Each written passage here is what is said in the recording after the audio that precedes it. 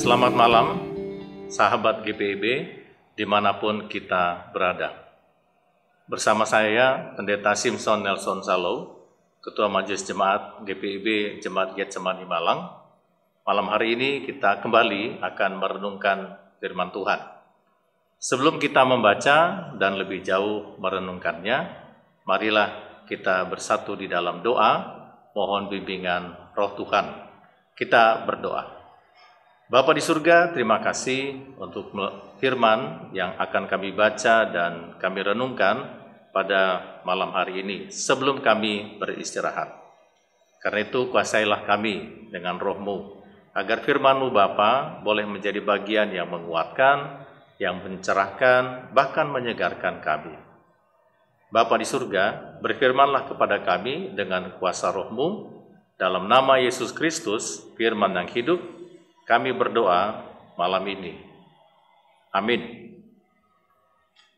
Sahabat GPIB, pembacaan firman Tuhan pada malam hari ini terambil dari kitab Injil Lukas, pasalnya yang ke-19, ayatnya yang pertama sampai dengan ayatnya yang ke-10.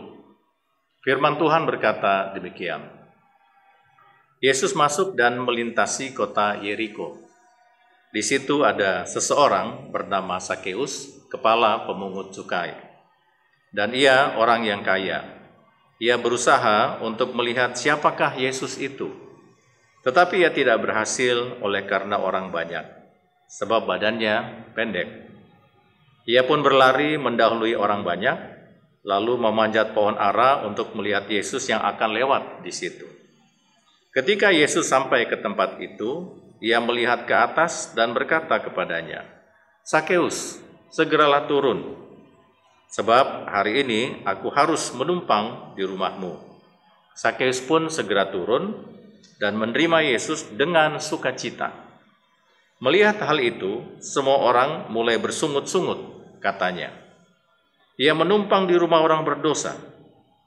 Namun Sakeus berdiri dan berkata kepada Tuhan, "Tuhan, lihatlah, setengah dari milikku akan kuberikan kepada orang miskin, dan sekiranya ada sesuatu yang kuperas dari seseorang, akan kukembalikan 4 kali lipat."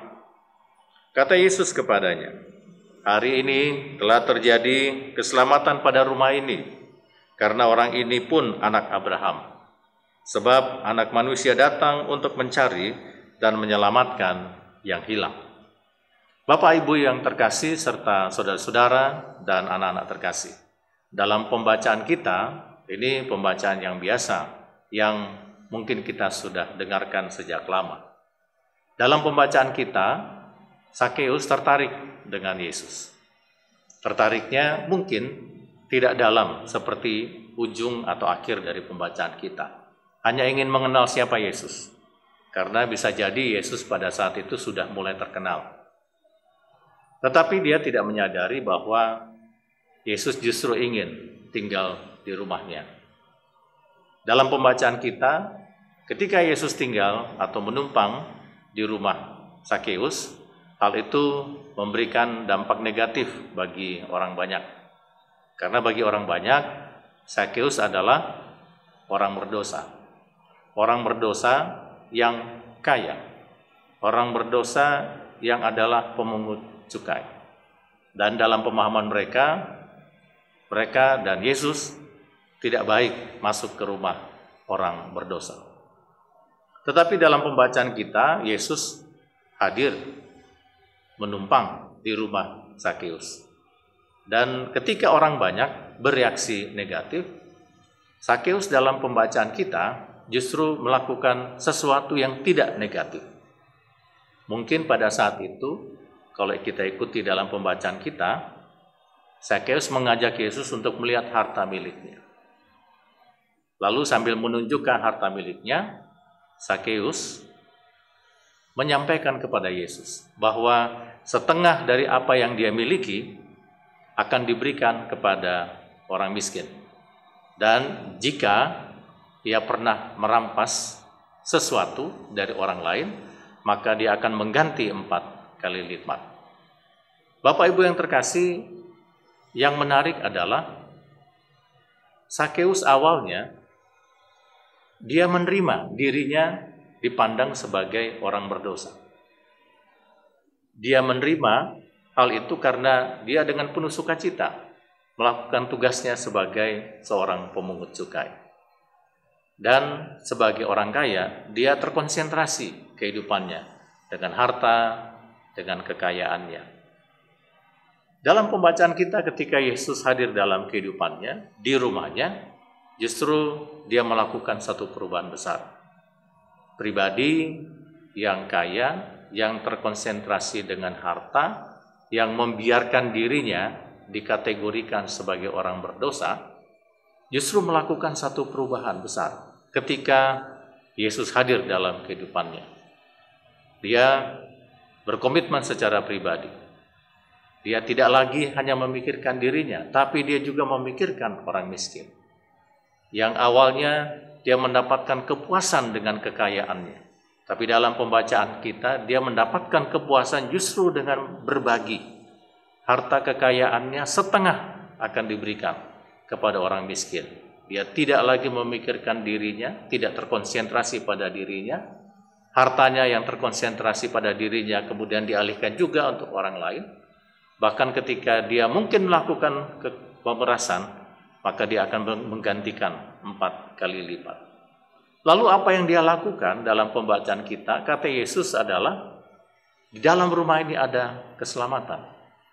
Jadi tindakan pergeseran dari seorang Sakeus, dari terkonsentrasi pada diri, terkonsentrasi pada harta, tidak pusing kalau disebut orang berdosa, pergeserannya kemudian menjadi perhatian pada orang lain, khususnya orang miskin. Hartanya tidak lagi memberikan kepuasan pada dirinya, tetapi dipakai untuk membantu orang lain. Dia tidak terkonsentrasi pada diri dan harta, tetapi terkonsentrasi pada orang lain. Kata Yesus, inilah keselamatan. Awalnya Sakeus tidak memikirkan keselamatan, tapi mungkin memikirkan kepuasan. Tidak apa-apa menjadi orang berdosa, yang penting kaya. Tidak apa menjadi orang berdosa, yang penting punya harta. Tidak apa menjadi orang berdosa, yang penting diri dipuaskan. Itulah Sakeus. Tapi tindakannya Sakeus yang berubah pada saat itu, melakukan perubahan total, kata Yesus, inilah keselamatan. Dalam pembacaan kita, Sakeus pada akhirnya menyelamatkan dirinya ketika disapa oleh Kristus. Hal kedua menjadi renungan kita, bahwa perjumpaan dengan Kristus harusnya membawa perubahan besar dalam kehidupan. Yang tidak selamat menjadi selamat. Yang terkonsentrasi pada diri, memikirkan orang lain, bahkan orang miskin. Pergeseran inilah yang harus terjadi dalam kehidupan kita ketika kita berjumpa dengan Kristus. Karena itu menarik ketika kita akan beristirahat pada malam hari ini. Apa hasil perjumpaan kita dengan Tuhan? Apa perubahan yang terjadi dalam kehidupan kita setelah kita dijumpai oleh Tuhan?